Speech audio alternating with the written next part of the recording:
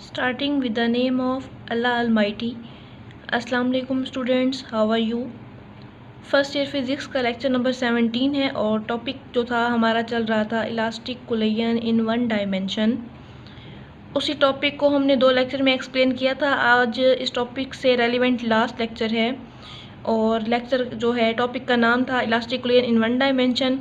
और आज जो हम डिस्कस करेंगे हम स्पेशल केस ऑफ कोलिजन को डिस्कस करेंगे और यहाँ पर हमारे पास जो है 4 केसेस हैं, ठीक है। प्रीवियस लेक्चर में जो आपने v1 डैश और v2 डैश की वैल्यू कैलकुलेट की थी ना, आज उन्हीं 2 इक्वेशन को आप यूज़ करेंगे इन 4 केसेस में, देन आप रिज़ल्ट बताएंगे, ठीक है।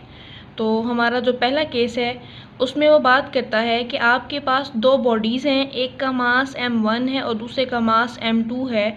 वो कहता है इस केसेस में जो मास m1 और m2 हैं दोनों इक्वल हैं, देन आपने v1 डैश और v2 डैश की वैल्यू को कैलकुलेट करना है, ठीक है। अब आपको 2 इक्वेशन नज़र आ रही हैं, ये प्रीवियस लेक्चर में हमने इसको ड्राइव किया था। v1 dash equal m1 minus m2 v1 divided by m1 plus m2 plus 2m2 v2 plus divided by m1 plus m2।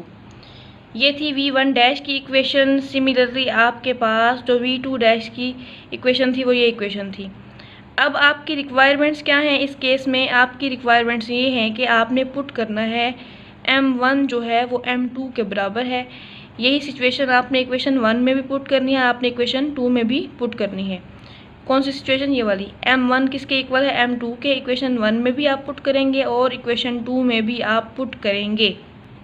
जब हमने इक्वेशन 1 में पुट किया तो इक्वेशन 1 थी v1 इक्वल m1 की जगह भी m1 आएगा और m2 की जगह भी आप m1 पुट करेंगे। तो ये इक्वेशन बनी m1 minus m1 divided by m1 plus m1, साथ क्या आ गया v1। इसी तरह प्लस ये जो आपके पास आपको m1 नज़र आ रहा है, इक्वेशन में बेसिकली ये m2 था लेकिन आपने m2 को रिप्लेस किया किससे? m1 से, और साथ क्या आ गया? v2 divided by m1 plus m1, ठीक है। तो यहाँ से m1 ये कैंसिल हो गया, यहाँ 0 आया। इस इक्वेशन को आपने फिर मज़ीद हल किया, m1 प्लस m1 क्या हो गया? 2m1, और इसी तरह यहाँ आ गया 2m1 v2 divided by m1 और m1 को ऐड किया तो 2m1 हो गया, ठीक है। तो यहाँ से आपको इक्वेशन मिली v1 dash equal 0 plus v2, यानी कि v1 dash equal to v2। ये इक्वेशन आप माइंड में रखेंगे, इसी से हम रिज़ल्ट ड्राइव करेंगे, ठीक है।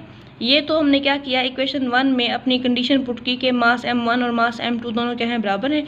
आपने v1 डैश वाली इक्वेशन में इसको पुट किया। अब यही केस, यही कंडीशन आप इक्वेशन 2 में पुट करेंगे और फिर देखेंगे क्या उसका क्या इक्वेशन निकलती है, देन हम रिज़ल्ट ड्राइव करेंगे।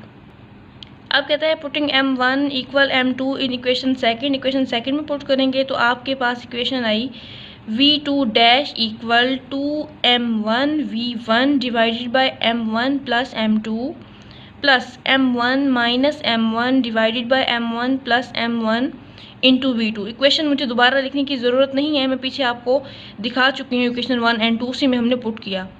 तो यहाँ से क्या हुआ, इस इक्वेशन में v2 dash equal to m1 v1 divided by 2m1 और अगला क्या हो गया 0 v2 और डिवाइडेड बाय 2m1।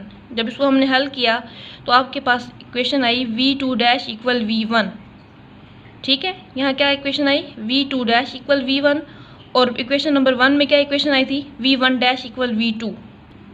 यहाँ से आपको मिली ये इक्वेशन, ठीक है, और यहाँ से मिली आपको ये इक्वेशन। अब हम डिस्कस करते हैं रिज़ल्ट। रिज़ल्ट में कहता है when two object of equal masses, start में हमने यही पुट किया ना, मास दोनों का बराबर कर दिया m1 और m2 को। वो कहते हैं जब 2 ऐसे ऑब्जेक्ट जिनके मैसेज इक्वल हों, दे इंटरचेंज देयर वेलोसिटीज़। मेरे ख्याल में आपको नज़र आ रहा है v2 डैश ने किसके इक्वल रिजल्ट दिया? v1 के इक्वल। और पिछली इक्वेशन में क्या हुआ था, v1 डैश ने किसके इक्वल रिजल्ट दिया? v2 डैश के, ठीक है। तो ये था केस नंबर फर्स्ट के दोनों मासेस जब इक्वल थे तो उनकी वेलोसिटीज़ आपस में क्या हो गई? इंटरचेंज हो गई। v1 डैश किससे इंटरचेंज हुआ? v2 से, और v2 डैश किससे इंटरचेंज हुआ? v1 से। अब है केस नंबर 2, इसमें कहता है कि यहाँ पर भी m1 और m2 दोनों इक्वल हैं, एंड V2 0 का मतलब M1 तो मूविंग है बट M2 जो है वो रेस्ट पर है, ठीक है, इसलिए उसकी वेलोसिटी 0 है। दोबारा सुने, कहता है यहाँ पर M1 और M2 दोनों बराबर हैं। जो M2 है वो रेस्ट पर है while M1 moving with some velocity. तो हम यही वाली कंडीशन जो है इक्वेशन नंबर 1 में पुट करेंगे, तो आपके पास इक्वेशन आई V1 dash equal M1 minus M1, यानी कि M2 को भी आपने रिप्लेस किया M1 से, divided by M1 plus M1 into V1 equal 2M1, और यहाँ V2 की जगह क्या पुट कर दिया 0, और नीचे आ गया M1 प्लस M1, ठीक है। यहाँ पर V2 की जगह आपने 0 पुट कर दिया, ये यहाँ पर। तो यहाँ से आपको मिला V1 dash equal 0 into V1 divided by 2M1 plus 0। तो यहाँ से हम देखते हैं हमें क्या रिजल्ट निकलता है हमारे पास। जो आपके पास V1 डैश था वो भी क्या निकला, 0 निकला। फिर दोबारा यही इक्वेशन पुट करेंगे, M1 बराबर है M2, V2 equal to 0 equation number 2 में पुट करेंगे, तो वेलोसिटी निकलेगी V1 2 dash equal to M1 V1 divided by M1 plus M1 minus M1 divided by M1 plus M1। तो यहाँ से क्या हुआ, V2 हमने क्या कर दिया 0, जब V2 0 किया तो ये पूरी टर्म क्या हो गई, 0 हो गई। हमारे पास सिर्फ ये टर्म रह गई, V2 dash equal to M1 V1 divided by 2M1। 2M1 से क्या हो गया कैंसिल, तो आपके पास रिजल्ट क्या निकला, V2 डैश किसके बराबर आ गया, V1 के। इससे रिजल्ट निकलता है 1 ball of mass M1 collide with exactly similar ball of mass M2 which is at rest. कहता है जब M1 मास M2 मास से टकराएगा, दोनों मासेस इक्वल हैं, लेकिन यहाँ पर कंडीशन ये है जो M2 है वो रेस्ट में है, तो क्या होगा, M1 मूविंग में था, M2 रेस्ट में था। जो मूविंग में था आफ्टर कुलिजन, कहते हैं after collision ball of M1 stop, रुक जाएगा, while ball of M2 begins to move with the same velocity with which ball of mass M was moving initially, simply they interchange their velocity. ये इंतहाई आसान है, गौर से सुने। कहते हैं स्टार्ट में क्या था, M1 मूव कर रहा था, M2 रेस्ट पर था। अब हुआ क्या, जब M1 टकराएगा M2 से तो M1 रुक जाएगा, M2 जो है वो मूव करेगा बिल्कुल उसी वेलोसिटी के साथ जिसके साथ M1 मूव कर रहा था। तो फाइनली रिजल्ट क्या मिला, रिजल्ट ये मिला, इन्होंने अपनी वेलोसिटीज़ को इंटरचेंज कर लिया। ये इक्वेशन में भी शो किया हुआ है, ये देखें, M1 मूविंग था ना, M1 की वेलोसिटी क्या थी बिफोर कुलिजन V1, और आफ्टर कुलिजन क्या थी V1 डैश। आफ्टर कुलिजन जैसे ही M1 M2 से टकराया तो क्या हो गया, स्टॉप हो गया, रुक गया, ठीक है। इसी तरह जो M2 था वो रुका हुआ था, उसने M1 की वेलोसिटी को गेन किया। M1 की वेलोसिटी V1 थी ना, M1 की वेलोसिटी को गेन किया और मूव करना शुरू कर दिया, किसने, M2 ने। तो उसकी वेलोसिटी क्या थी, M2 जो था बिफोर कुलिजन 0 था, रेस्ट पर था, उसकी वेलोसिटी 0 थी। आफ्टर कुलिजन उसने मास M1 की वेलोसिटी V1 को गेन किया और मूव करना शुरू कर दिया, और उसकी वेलोसिटी क्या हो गई, V2 डैश हो गई। यानी इन्होंने भी क्या किया, अपनी वेलोसिटीज़ को इंटरचेंज कर दिया, ठीक है। अब हम बात करें यहाँ पर केस नंबर 3 की। यहाँ पर कहता है M2 जो है वो ग्रेटर है M1 से, और V2 जो है वो 0 पुट किया हुआ है। M2 इतना ग्रेटर है कि M1 को आप निगलेक्ट कर देंगे, 0 के बराबर कर देंगे। कहता है M1 can be neglected as compared to M2, so M1 क्या पुट कर देंगे, 0। फिर वही बात, putting M1 equal to 0 and V2 equal to 0 in equation number 1। आपने इक्वेशन नंबर 1 में बिलतरतीब इनकी वैल्यूज़ को पुट करना है। तो इक्वेशन 1 आपको मेरे ख्याल में अच्छी तरह से याद होगी। आपने पुट किया V1 डैश इक्वल आपके पास जो M1 था वो तो 0 था, आपने उसको नहीं लिखा, इसलिए यहाँ पर आ गया माइनस M2, यहाँ पर आ गया माइनस M2, और into V1 divided by M1, फिर 0 किया तो M1 नहीं लिखेंगे, साथ क्या आ जाएगा, M2 आ जाएगा। इसी तरह दरमियान में प्लस 2M2, V2 की जगह क्या पुट करेंगे, 0, M1 भी 0 है, तो जस्ट आपके पास क्या आ जाएगा, M2 आ जाएगा। ये जो आपको इक्वेशन नजर आ रही है ना V1 की, मैंने इसी में पुट किया, एक बार यहाँ से भी देख लें अगर कोई कन्फ्यूजन है तो। V1 इक्वल M1 की जगह क्या पुट किया, 0, M2 एज इट इज़ आ गया, साथ माइनस आएगा। यहाँ पर M1 फिर क्या पुट हो जाएगा, 0, क्या आ जाएगा, M2, और इंटू क्या आ जाएगा, V1। यहाँ पर 2m1 2m2 आ जाएगा, m1 फिर क्या हो जाएगा 0, और यहाँ पर क्या आएगा m2, और ये v2 वाला फैक्टर क्या हो जाएगा 0 हो जाएगा। मैंने यहाँ पर भी यही स्टेप किए जो अभी आपको बुक से करके दिखाए हैं। तो v1 डैश किसके इक्वल आ जाएगा, माइनस v1 के। तो ये इक्वेशन आपने याद रखनी है। अब हम क्या करेंगे, हमारी बिल्कुल यही सिचुएशन जो आपने अभी पुट की, इसको इक्वेशन नंबर 2 में पुट करके रिजल्ट निकालेंगे। क्या करेंगे आप, m1 0 और v2 भी 0 इक्वेशन नंबर 2 में पुट करेंगे। इक्वेशन आप देख लें, आपके सामने है, अगर समझ नहीं आ रही थी वहाँ से तो ये देखें। तो आपने यहाँ पर क्या किया, m1 को 0 पुट किया, डिवाइडेड बाय m1 फिर 0, m2 as it is v1 आ जाएगा, प्लस m2 आ जाएगा, m1 0 आ जाएगा, डिवाइडेड बाय m1 फिर क्या हो गया 0 प्लस m2, और यहाँ पर v2 भी क्या हो जाएगा, यहाँ पर v2 भी 0 हो जाएगा। जो भी आपको स्टेप मैंने बुक से दिखाए हैं, यहाँ पर भी सारे वही स्टेप किए हुए हैं। तो क्या हुआ, यहाँ से आपके पास v2 डैश क्या निकल आया 0, और v1 डैश किसके इक्वल था, माइनस v1 के। कब, जब m2 ग्रेटर था m1 से, m1 इतना स्मॉल था कि उसको हमने निगलेक्ट कर दिया था, और जो वेलोसिटी थी m2 की वो भी क्या थी 0। अब हम चलते हैं रिजल्ट की तरफ। वो कहता है इसका मतलब m1 जो है bounce back with the same velocity while m2 remain stationery. क्यों, गौर से सुनिएगा बात। जो आपके पास m1 था ना, वो स्मॉल था, बिल्कुल इतना स्मॉल कि उसके मास को हम निगलेक्ट कर सकते हैं, हम 0 कह सकते हैं। जो m2 था वो मैसिव था, वो बहुत भारी था।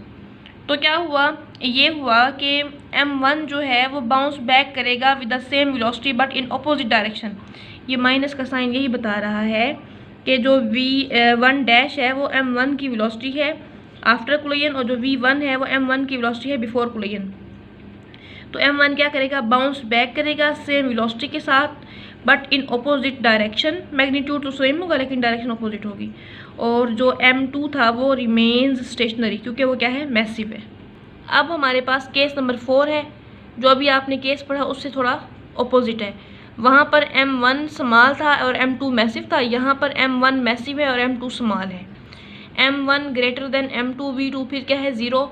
तो आपने वैल्यूज पुट की, m2 0 और v2 0 in equation number 1। Equation 1 आपके पास ही v1 dash equal m1 minus m2 divided by m1 plus m2 into v1 plus 2m2 divided by m1 plus m2 v2। तो आपने क्या किया, v1 डैश इक्वल m1 आपने लिख दिया, m2 0 था उसको नहीं लिखा, into v1 divided by m1 आ गया, m2 0 था उसको नहीं लिखा, प्लस 2m2 की जगह भी आपने क्या लिखा m1, क्योंकि m2 को आपने निगलेक्ट कर दिया, m2 है ही नहीं, डिवाइडेड बाय m1 और इंटू क्या आ गया 0 आ गया। तो यहाँ से आपको रिजल्ट निकला आपके पास v1 dash equal to v1। ठीक है, ये वाली पूरी टर्म क्या हो गई 0 हो गई, ये पूरी टर्म 0 हो गई। उसके बाद फिर इसी सिचुएशन को आपने इक्वेशन नंबर 2 में पुट किया, m2 0 यानी कि आपने इसको अप्रोक्सीमेटली इक्वल टू 0 किया हुआ है, निगलेक्ट किया हुआ है, और साथ क्या आ गया v2 भी आ गया। तो इक्वेशन बनी v2 dash equal 2m1 v1 divided by m1, m2 है ही नहीं 0 लिखेंगे, प्लस इक्वेशन यहाँ पर था m2 minus m1, m2 minus m1 तो m2 तो है ही नहीं, माइनस m1 आ जाएगा, डिवाइडेड बाय m1 आ जाएगा, इंटू v2 क्या पुट किया आपने 0, यहाँ से इक्वेशन निकली v2 dash equal to v1। Result बताता है, कहता है after collision there is no change in velocity of m1। कहता है कोलिजन के बाद जो m1 की वेलोसिटी है उसमें कोई चेंज नहीं आया। जो m2 है begins to move with approximately twice the velocity of massive object. कहता है m1 की वेलोसिटी में कोई चेंज नहीं आया, v1 डैश इक्वल v1 यानी कि m1 की वेलोसिटी में कोई चेंज नहीं आया। जो m2 की वेलोसिटी है वो क्या हुई, वो ट्वाइस हुई मैसिव ऑब्जेक्ट की वेलोसिटी के साथ। आपके पास मैसिव ऑब्जेक्ट कौन सा था, m1 था ना, m1 की वेलोसिटी क्या थी, v1 थी। तो जो मास m2 बिल्कुल रेस्ट में था उसने अब मूव करना शुरू कर दिया डुअल वेलोसिटी के साथ, और ये वेलोसिटी किससे 2 गुना ज़्यादा है पहले से। यानी कि आपने पढ़ा था ऐसा ऑब्जेक्ट जिसका मास ज़्यादा होता है उसकी वेलोसिटी कम होती है, और ऐसा ऑब्जेक्ट जिसका मास कम होता है उसकी वेलोसिटी ज़्यादा होती है। आपके पास जो m1 था वो क्या था, मैसिव था। m1 क्या था, मैसिव था। m1 की वेलोसिटी क्या होगी v1, m1 मैसिव तो उसकी वेलोसिटी कम। स्टार्ट में क्या था, m2 रेस्ट में था ठीक है, बिफोर कुलैयन। आफ्टर कुलैयन M2 ने मूव करना शुरू कर दिया, उसकी वेलोसिटी 2 गुना ज़्यादा हो गई मास M1 से, क्योंकि M2 का मास कम था, वो बॉडी लाइटर था, हल्का था, इसलिए उसने ज़्यादा वेलोसिटी गेन की। और M1 जो है वो मैसिव था, इसलिए उसकी वेलोसिटी क्या हुई, कम थी, जितनी थी उतनी ही रही।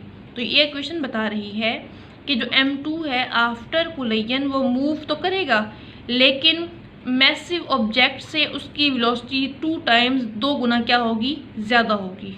केस नंबर 3 में भी तो यही हुआ था ना कि M2 जो था मैसिव था और M1 जो था वो लाइटर था।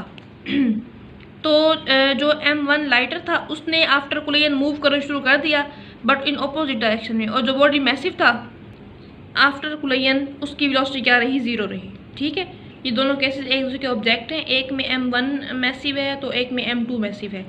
जहाँ M1 मैसिव है वहाँ उसकी वेलोसिटी कम है, जहाँ M2 मैसिव है वहाँ उसकी वेलोसिटी कम है। ठीक है, तो ये था आज का टॉपिक।